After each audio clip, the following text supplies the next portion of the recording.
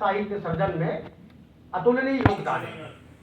और वो नाम यथा नामे तथा गुणे, विनम्र है तो विनम्र है, और कोई बनावट नहीं, कोई छद्म नहीं, कोई दिखावा नहीं। जो अभ्यंतर में है, जो अंदर है वो बाहर है, जो कथनी है वो करनी है, कोई भेद नहीं। लेकिन बाल साहित्यकार, अब जैसे तमाम सारे चेहरे यहाँ हैं, पूरा साहित्य लिखते हैं, खांचों में नहीं बांटते। आज तो महिला दिवस है, मातृशक्ति दिवस, तो नारी शक्ति को मैं ज्यादा प्रणाम करता हूँ।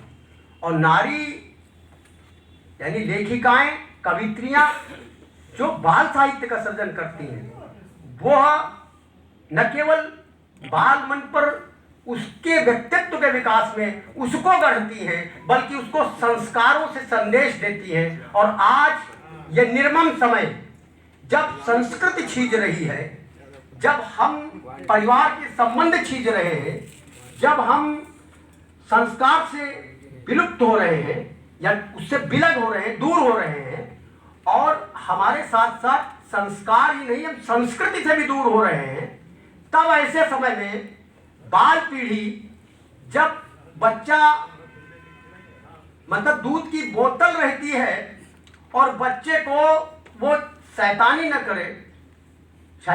करे, ध्यान न भटकाए, माँ को अपने मुक्त करने के लिए माताएं उन्हें मोबाइल पकड़ा देती हैं।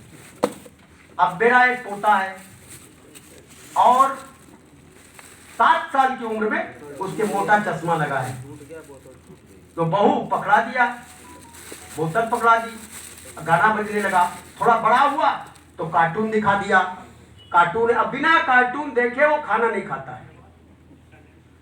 और बल्कि उसको पढ़ाई में तल्लीन करने के लिए, उसको पहले उसका मूड बनाने के लिए पहले वो कार्टून दिखाओ, और बाबा का मोबाइल मिल जाए तो छीन के भागता है। मतलब मेरे कहने का सीधा अर्थ है कि आंध्र प्रदेश, भारत की, दक्षिण भारत की एक सरकार ने किया, दूसरी करने जा रही है, 13 वर्ष तक कुछ देशों ने किया है। और एक डोपामिन है, डॉक्टर दीपक कोहली ने इसको बहुत विस्तार से, मनोचिकित्सा है, मेडिकल कॉलेज के अंदर साइबर क्लिनिक खुली हुई है। 2-2 बजे रात तक मैं भी फंस जाता हूं इसके जाल में। और तो कहने का तात्पर्य सिर्फ ऐसा है कि साहित्य समग्र रूप से मनुष्यता को संस्कारशील बनाता है, मनुष्य को संस्कारशील बनाता है, मानवता को श्रृंगार करता है, उसको संदेश करता है। और जितने भी उसकी उपादेयता है, जितने भी अवदान है, उसमें बाल साहित्य सबसे ऊपर है, बाल साहित्य सबसे ऊपर है। और मैं अभिनंदन करना चाहता हूं माताओं का, जो मातृशक्ति के लेखक हैं, और बड़ा कठिन है, मैं समझता हूं सबसे दुरूह जो है, सबसे दुरूह काम जो है वो बाल साहित्य का लिखने है, क्योंकि उस भावभूमि पर जाना, लेकिन ये वही कर सकता साहित्यकार जो साहित्यकार जमीन की मिट्टी से, पर्यावरण से, सोंधी सोंधी मिट्टी से, जिसकी रागात्मकता, जिसका सोच, जिसकी भावभूमि, जिसका अभ्यंतर, जिसका अंतःकरण उसमें आप्लावित होता है, तो वो व्यक्ति बाल साहित्य को महत्व देता है। और जितने भी साहित्य होते हैं तो वो है, अब भी भले कोर्स से निकाल दिया जाए, लेकिन बताएंगे लोग, हट कर बैठा चांद एक दिन माता से ये बोला, सिलवा दे मुझे, बड़ी वैज्ञानिक बात बताता है। फिर कवि दिनकर क्या कहते हैं कि घटता बढ़ता और किसी दिन छोटा हो जा, गायब हो जाता है। अरे कब दर्जी बुलाए, कब तुम्हारा नाप झमोला तुम्हारा सिलवाएं। तो कहने का तात्पर्य मेरा यह है कि जब मेरा छोटा नाती कविता लिखते हैं विनम्र जी, तो विनम्र जी को उसी तरह भावभूमि में छोटे नाती की भावभूमि पर उतरकर छोटा बौना बच्चा बनना पड़ता है। पर मैंने फंसाया नहीं है, मैंने अपने को दायित्व मुक्त करते हुए किया है। और देखिए, आज जो आने वाले लोग हैं बाल साहित्य में, राम कठिन सिंह जी हैं, हम उनकी प्रतीक्षा कर रहे हैं। एक सीमा के बाद फिर प्रतीक्षा चलेगी, फिर वैकल्पिक सोचेंगे, ये तो सब इनका काम।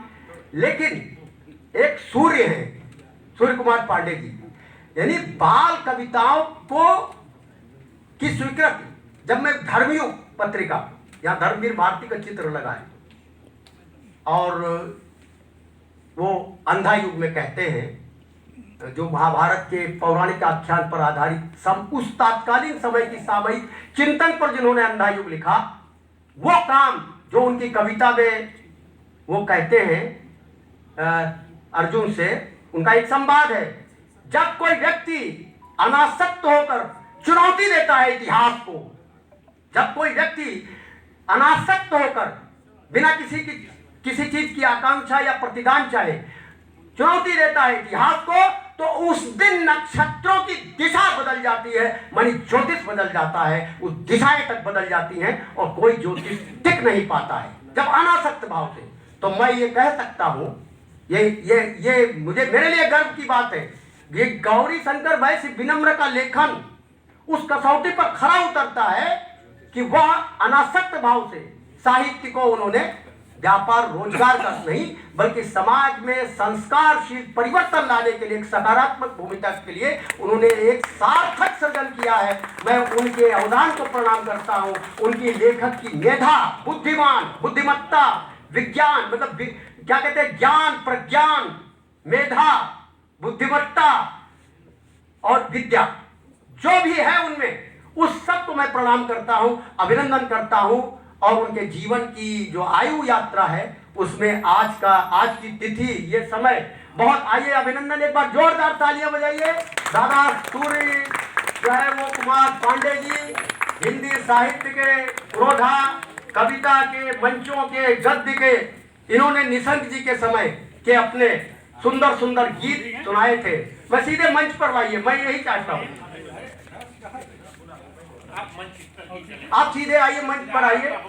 देखिए दादा को मैंने देखा, दादा की कविताएं, गीत, सृजन इतना अच्छा रहा है कि उन्होंने, मतलब मैं धर्मयुग पढ़ता था, लेकिन जब मैं मिला इनको, इरम स्कूल है इंदिरा नगर में, उसके सामने एक स्वास्थ्य का है, शायद वो जो है वो NHM योजना से बहुत चर्चित रहा है, तो उसमें आपका योगदान रहा और स्वास्थ्य विभाग में थे। लेकिन इन्होंने वहां तो देखा स्वास्थ्य, जन जन के स्वास्थ्य, माताओं के स्वास्थ्य, बालिकाओं के स्वास्थ्य, बच्चों के स्वास्थ्य की योजना को, लेकिन देश की पीढ़ी निर्माण में जो बाल साहित्य को आपने चुना, आपकी प्रौढ़ रचनाएं भी हैं, आपकी हास्य व्यंग की रचनाएं भी हैं, और हास्य और व्यंग को आपने मंच पर स्थापित किया है। लेकिन जब मैं युवा था, किशोर था, और दूध के पैसे और फल के पैसे और जूस के पैसे और रिक्शे के पैसे मिलते थे, तो मैं खरीदता था धर्मयुग, कादम्बनी, रविवार, हिंदुस्तान, नंदन, इस तरह की पत्रिकाएं, साप्ताहिक हिंदुस्तान, उसमें भी स्केच के साथ जो है। तो मैं अगर कहूं कि सूर्य दादा के संगोत्री अगर कोई है, क्योंकि इनके भी स्केच और कार्टून जो शब्दों से खींचते हैं, तो माधव वाजपेयी जी हैं। और मैं बड़ा गौरवान्वित महसूस करता हूँ, बड़ा भरोसा है।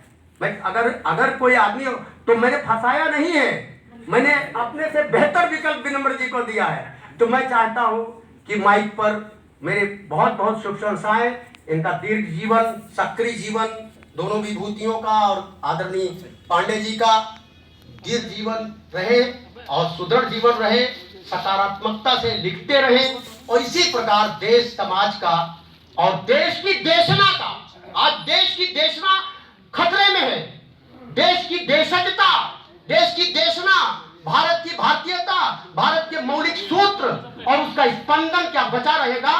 वो बचा रहेगा तो सिर्फ इन साहित्य के पुरोधाओं से बचा रहेगा, उसमें बाल साहित्यकारों का अग्रणी योगदान रहेगा। एक बार पुनः सत सत अभिनंदन, वंदन। मैं अपनी वाणी को विराम देता हूँ, माधव जी से प्रार्थना करता हूँ कि आकर इसको अगला क्रम दें।